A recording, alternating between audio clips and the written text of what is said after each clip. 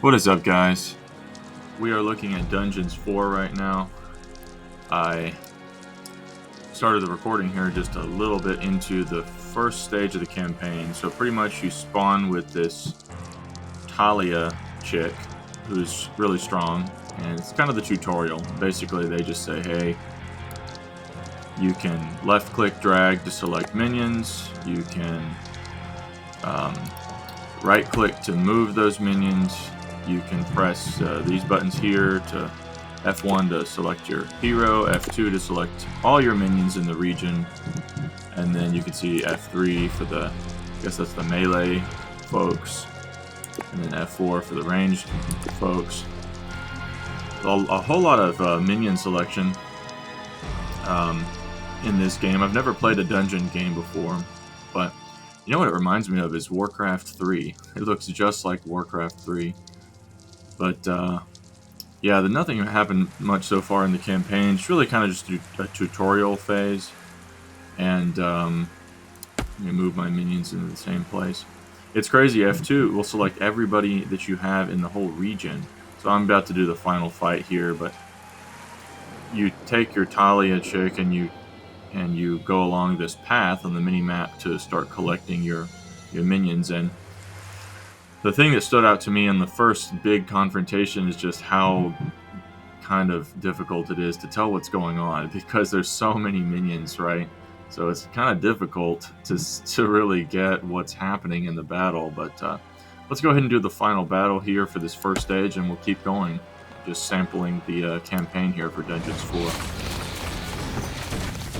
Talia has a lightning ability. Another one for the Grim Reaper, or Grim Reaperess, I'm not picky. Let's see, as long as Talia's Concentrated Fury is active, your creatures will become stronger. Yeah, so that's like her... I don't know if that applies to just the dark space, or if it just applies to... I guess it's just your creatures in the whole region that you're fighting. They also have abilities down here. She has a special ability to summon tentacles and an AoE and a ranged ability, and some of these minions have auto-cast for heal, or auto-cast for like a berserk type of thing, which is ironically pretty similar to Warcraft 3. Stepsister! You dare to show your face here after killing our foster father! Yeah. Is that a trick question? You can see I'm here. Tanos deserved what he got. And I thought to myself, hey, like father, like son.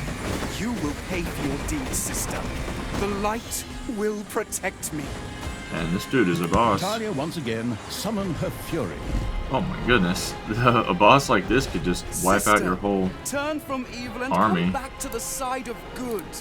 See the power of light.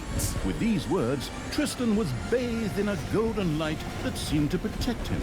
As if that were not troublesome enough, a number of magical portals opened at the same time. As if this wasn't dragging on way too long already. Can't we just jump straight to the point where I greedily take over the world? Forward, creatures! Smash the portals! Flatten that magic junk! Pull the plug! My brothers! In your eyes, I see the same fear that would lead me to despair. The day may come when the courage of true heroes is extinguished, when we abandon our companions and all bonds of friendship are broken. But that day is still far off. Stand fast, Dude heroes of the West! quoting Lord of the You Rings. spout that same bullshit earlier, in exactly the same words. No, not at all. I am known for my brilliant speeches, wicked stepsister. I seem to remember that whenever you were supposed to speak in front of the class, we had to get a mob. You'll pay for that. Onward, faithful! Destroy the evil! It's too bad there's not a better auto attack capability. All the magical portals had been destroyed, and with them, Tristan's shield went up in smoke. That's the way I like it. Now, where were we? Oh, yeah. I was just about to kick my stepbrother's butt.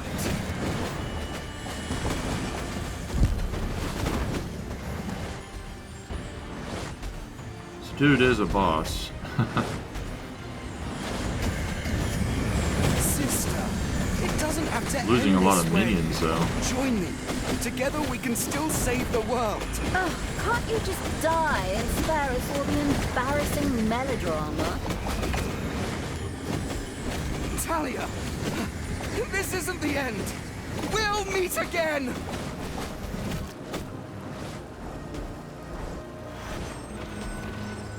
With these words, Tristan quickly created a portal and threw himself through it with the last of his strength. The portal closed again behind him. Treachery! Fraud! Cheater! This was supposed to be my victory! And what the hell kind of glove is that anyway? Looks to me like game design forgot to balance the thing properly. Maybe the people in charge were still too captivated by your great speech. It brought tears to my eyes too. However, not of emotion. As if the bird brains these evil creatures have needed grand speeches. A few skulls to bash in, and the social calendar for the evening is filled. Well, each to their own. But apparently, Tristan had suffered a mishap, as the aforementioned magic glove still lay in the place where it was last used. It would seem that he had accidentally lost it. Wonderful. This thing is just Lame. what I need. Très chic. I'll just grab that right away. And so our story begins. Okay. I guess I'm timed on this stuff. Let's see, completed on any difficulty level without letting her die. Kill 10 heroes while Talia's Fury is active. Okay. Highest damage dealt by creature. They're going to count the world's damage? That's wild. Longest combat time of any creature. Damage taken. How does the world have that high? I guess the hero levels up and you can replay it. Maximum number of creatures simultaneously. How can I have more creatures than the world? That doesn't make any sense. Well, that's interesting. Let's move on. Tristan had managed to give Talia the slip, but she had been able to capture his magic glove. The Gauntlet of Finitude, a fabled artifact. Unfortunately, UI overlays don't work in cutscenes, so Talia couldn't read just exactly what the glove did.